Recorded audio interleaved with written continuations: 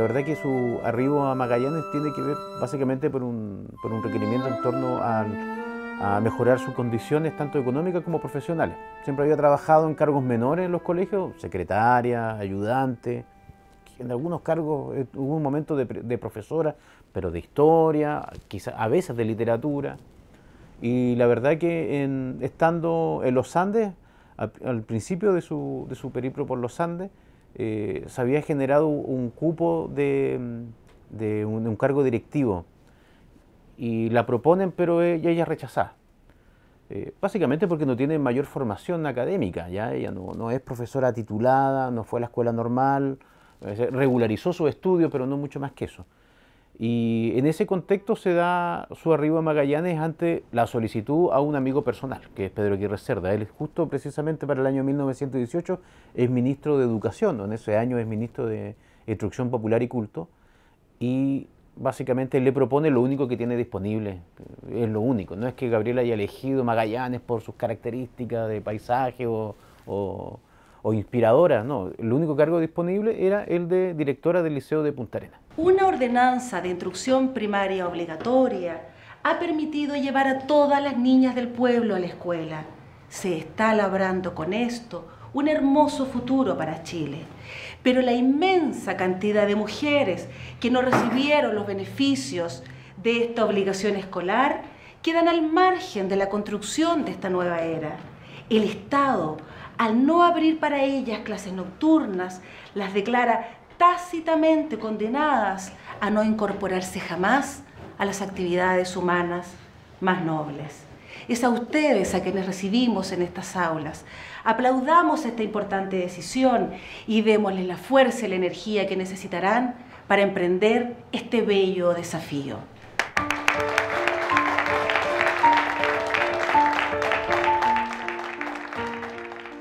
Ella es la primera persona en provincia, en todo Chile, que crea una escuela para mujeres obreras. Es decir, cuando en Chile se gastaba poco y nada en la educación de los niños pobres, menos aún en los varones obreros, en las mujeres obreras no, era imposible, ¿ya? Y a través de conexiones que tenía de amigos, de conocidos, acá llega muy bien a instituciones como la Sociedad de Instrucción Popular, ¿ya? Forma la primera escuela de mujeres obreras en provincias en todo Chile. Comienza la alfabetización de dueñas de casa y esposas de obreros y obreras, particularmente en las áreas de textiles en la zona, ¿ya? Y ella misma hace las clases, y es directora de esos colegios nocturnos para mujeres. Y es bien interesante, esta es su primera conexión con el mundo obrero, apenas llega, eso en septiembre de 1918. Gabriela Mistral ha estado en el centro de mis preocupaciones, digamos, desde mis pasiones como profesora y como poeta. Yo aprendí de ella poemas desde que era muy niña. Yo creo que es un poco contagiada también por el amor que le tenía mi madre a la poesía de Gabriela Mistral. Siento con ella que su propia palabra como profesora influyó harto en lo que yo entiendo hoy día como el traspaso de la materia poética a los niños. Uno podría pensar como una profesora de educación básica enseña en tercero un poema como Vergüenza, que entiende un niño. Bueno, Gabriela Mistral decía que había que hacer esa apuesta por los niños, entregarle material que puede ser muy denso, de una profundidad que tal vez no esté al alcance de comprensión, ni intelectual ni emocional en un determinado momento, pero va quedando allí como un sedimento, un agua viva de la que después va a poder tomar a medida que vaya creciendo y que vaya necesitando de ciertos recursos para su propia vida. Y yo siento que esa primer acercamiento, que fue primero, como digo, mi madre, con su memoria, porque en realidad en mi casa no había el libro de Gabriela Mistral, lo que yo escuchaba eran los poemas que decía mi mamá, y después encontrarme en la escuela básica con ella, durante toda la primera etapa de educación, fue fundamental. La mayoría de las profesoras que yo tuve, y reconozco que en mi memoria, no sé si sería tan así, pero en mi memoria son siempre mujeres, estaban como también muy traspasadas por la figura de Gabriela Mistral. Entonces el ser profesora tenía una dignidad particular que ellas transmitían en las clases y en los poemas. Recuerdo profesoras recitando, ¿cierto? Era muy común en la declamación. Y entonces uno aprendía también el peso de las palabras en esas cadencias de las voces de mujeres, que creo que son sustantivas en la formación, no solamente de los poetas, sino que de las mujeres y de los hombres que se educaron en esos años. En alguna parte va quedando, ¿cierto?, ese curioso y valioso material. Siento que las lecturas que se hacen hoy, que son mucho más, digamos, amplias, de Gabriela Mistral, hay mucha crítica dentro del pensamiento, sobre todo feminista, ¿no?, respecto de la única figura que se transmitió en un sistema educacional como que la limitó tal vez a lo maternal, ¿cierto?, a ciertas maneras de entender la infancia y el dolor que han ido ampliándose cada vez más a otros territorios de Gabriela Mistral, su pensamiento político, ¿cierto?, su idea de lo religioso, es decir, su amor por la naturaleza, muchos otros temas que el papel de las mujeres dentro de la sociedad. Ella fue una adelantada, eso ya lo sabemos, pero yo reivindico también esa otra que era la que veíamos las niñas de entonces, estamos hablando hace, no sé, 50 años ya, que no teníamos modelos en realidad, no habían socialmente heroínas en las que uno pudiera verse reflejado, y ella fue un poderoso personaje para esa parte de la necesidad que teníamos, ¿cierto?, de sentir un modelo al que seguir.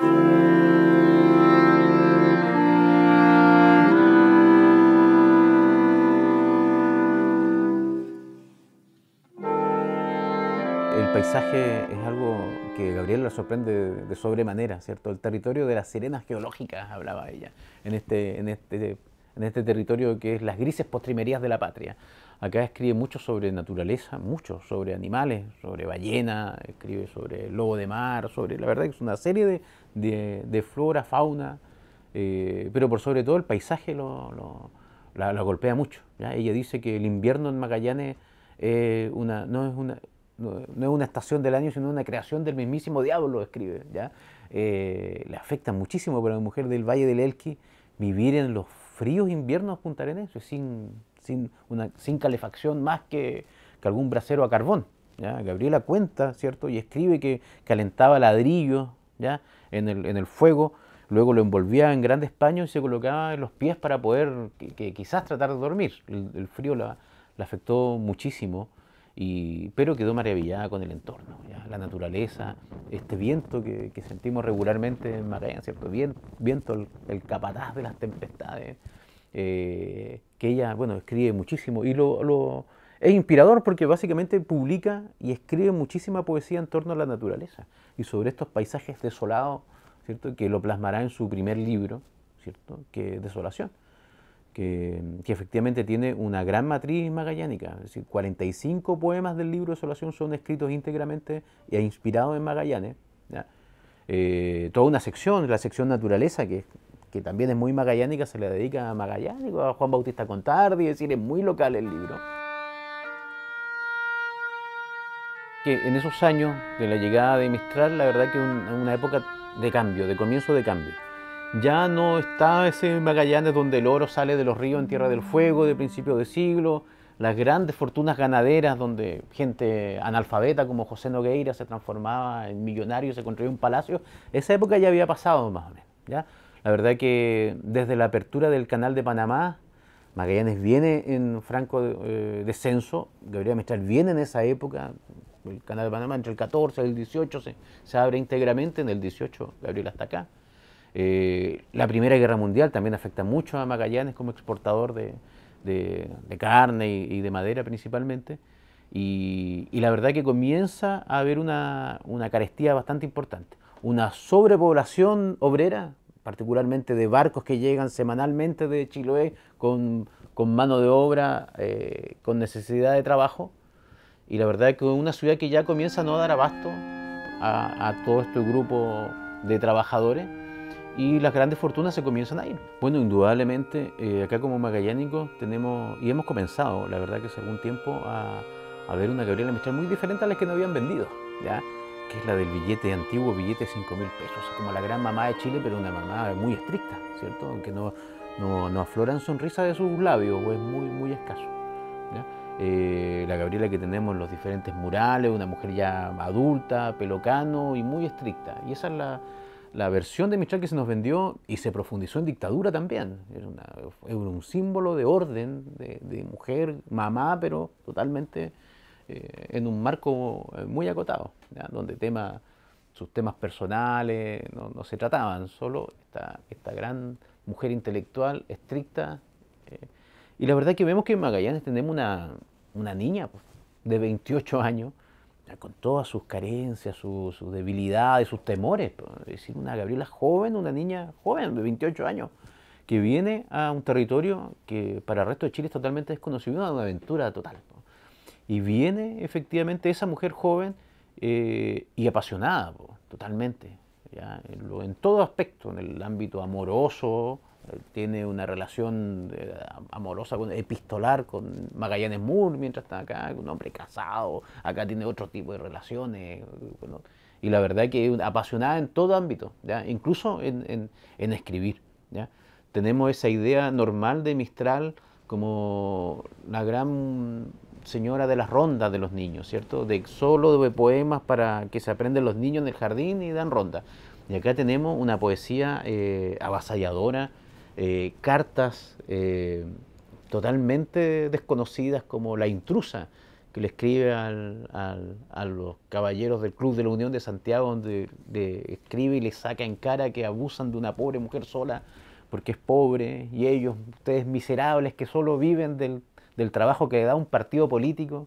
Así, esa escribe Mistral de Magallanes, no es nada la mujer de la ronda, es una mujer totalmente apasionada y la verdad que sin pelos en la lengua para contestar todos los ataques que comienzan en Chile lamentablemente desde su estadía local. Es una mujer apasionada, joven, y no es un santo, es una mujer llena de rabia también. Se enoja, escribe cartas, pelea. Acá también en Magallanes al gobernador, ¿cierto? Tiene peleas enormes con el gobernador. Y es una mujer apasionada por lo que hace, por la docencia principalmente, por las enormes carencias que hay en Magallanes. Pero también en la literatura se ve reflejado en poemas que son un vendaval. No son solo flores y relatos amorosos rimbombantes, sino que son muy apasionados. Y habla de una mujer joven, una mujer chilena, que tenía todas las condiciones para planchar ropa ajena. Era pobre, era indígena, no tenía formación, fue abandonada por su padre a los 3 años, tenía todas las condiciones para vivir y morir pobre y se transformó en la mujer más importante de la literatura latinoamericana contemporánea. Y eso es un ejemplo para todos. Cuando uno dice, uy, todos podemos hacer algo, sí, Gabriela tuvo absolutamente todo en contra, hasta un país en contra. Imagínate, ni siquiera Chile lo postula al Premio Nobel de Literatura. Cuando muere ni siquiera deja el Nobel a Chile, se lo entrega al Congreso de Estados Unidos, es decir, su relación con Chile es totalmente negativa, con la institucionalidad chilena. Pero así incluso y todo se transformó en una mujer extraordinaria y muy querida por los chilenos. Es una persona que no hay dos luces, por decir Gabriela Mistral, nadie está en contra de ella. Como muchos personajes, yo creo que tuvo que ver con que no fueron comprendidos en su tiempo, o como culturalmente no estaba preparado, ¿cierto?, el mundo de ese entonces, como para una mujer con tanta potencia. Y ella lo entendió así y se fue de este lugar donde no se la apreciaba ni se la quería. Sobre todo porque ella arrastraba una larga historia de desajuste con los otros, le tocaron mundos bien adversos, en realidad desde muy niña. Hay anécdotas ya muy señaladas, ¿cierto?, de lo que tuvo que luchar para hacerse un pequeño espacio en cada uno de los lugares donde estuvo. Entonces yo creo que para mí sigue siendo un modelo, sobre todo en términos vitales, cómo fue capaz de estructurar un pensamiento, un lenguaje propio, una obra, por supuesto, una tremenda obra, monumental obra, a pesar de que no fueron tantos libros publicados, pero una copiosa obra que no solamente abarca la poesía, sino que además cartas, recados, mucha prosa que hizo, es decir, ella estaba todo el tiempo escribiendo. Yo me acuerdo de que desde niña eso fue para mí un modelo y lo sigue siendo hoy, en esos términos como si eliges este oficio, es un oficio al que uno dedica la vida entera. Yo creo que eso de ella es especialmente importante para mí, y también lo que aprendí a lo largo de la vida con las relecturas y todo, es decir, el tremendo capital lingüístico que tiene ella de vocabulario, por ejemplo, que son tesoros hoy día, ¿no? Cuando con toda esta reducción de palabras que usamos y que están circulando en los medios y circulando en el espacio público, palabras como la de ella, con la contundencia que tiene, el espesor de su lenguaje, que provenía de muchas fuentes, porque era una tremenda lectora y una tremenda curiosidad que tenía por todas las cosas del mundo. Y con este asentamiento grave, porque ella, si pudiera señalarla con un adjetivo, diría que ella es grave, siempre llena de este dolor y como un dejo trágico, ¿no? De la manera que enfrentó la palabra poética, a mí me parece que es una de las herencias más poderosas que tenemos.